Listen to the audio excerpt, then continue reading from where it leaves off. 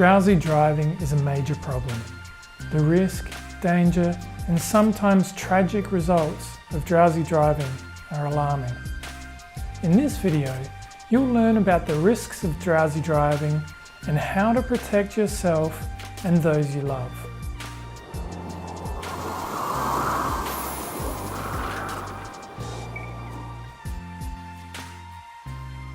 So what is drowsy driving? Drowsy driving is the dangerous combination of driving and sleepiness or fatigue. This usually happens when a driver's not had enough sleep, but it can also happen due to untreated sleep disorders, medication, drinking alcohol, and shift work.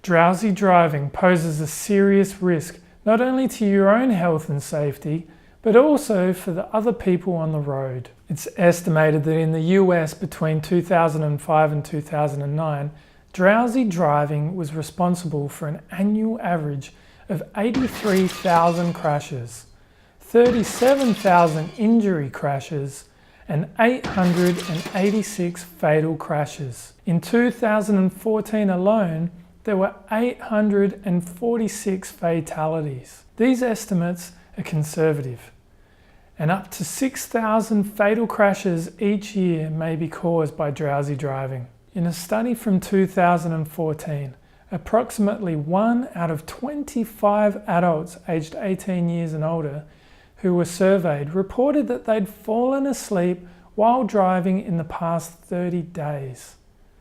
Individuals who snored or slept 6 hours or less per day were more likely to fall asleep while driving.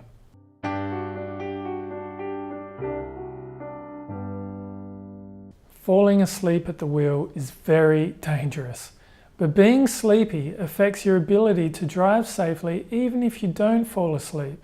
Drowsiness makes drivers less attentive, slows reaction time, and affects a driver's ability to make decisions.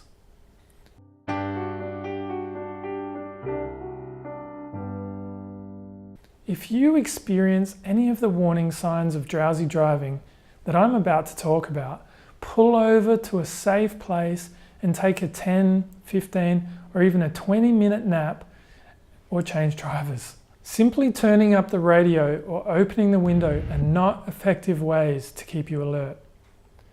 Warning signs include yawning or blinking frequently, difficulty remembering the past few miles driven, missing your exit, drifting from your lane, or hitting a rumble strip.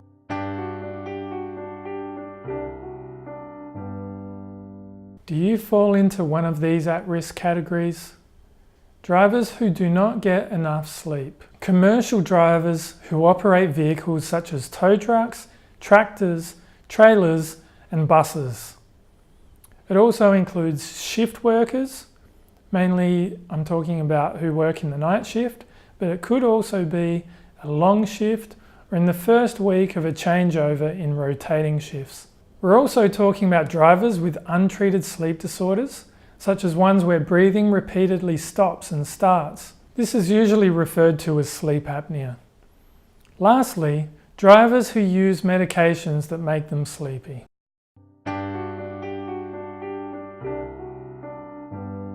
There are 4 things that you should do before taking the wheel to prevent drowsy driving. Now first, it might seem simple, but get enough sleep. Most adults need at least 7 hours of sleep a day, while adolescents need at least 8 hours. Number 2 is develop good sleeping habits, such as sticking to a sleep schedule. Thirdly, if you have a sleep disorder or have symptoms of a sleep disorder, such as snoring or feeling sleepy during the day, talk to your physician about treatment options. Number 4, avoid drinking alcohol or taking medications that make you drowsy. Be sure to check the label on any medications or talk to your pharmacist.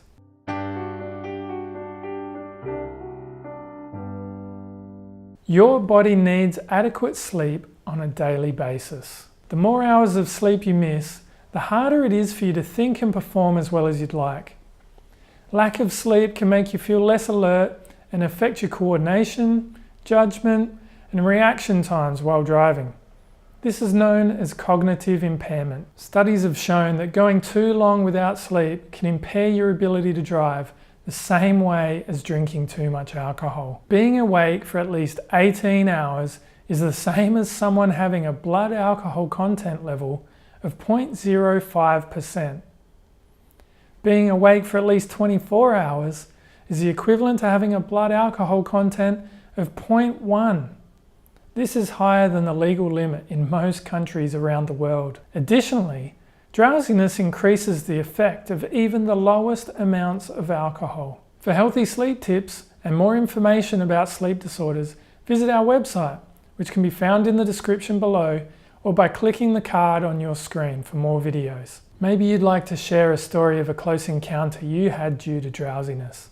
Or you may have used some of the tips mentioned when you noticed that you started to nod off. Maybe something I haven't mentioned works for you that you'd like to share with the community. We'd love to hear.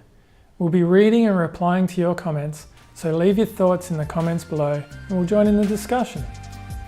And if it's your first time here, we'd love to have you subscribe.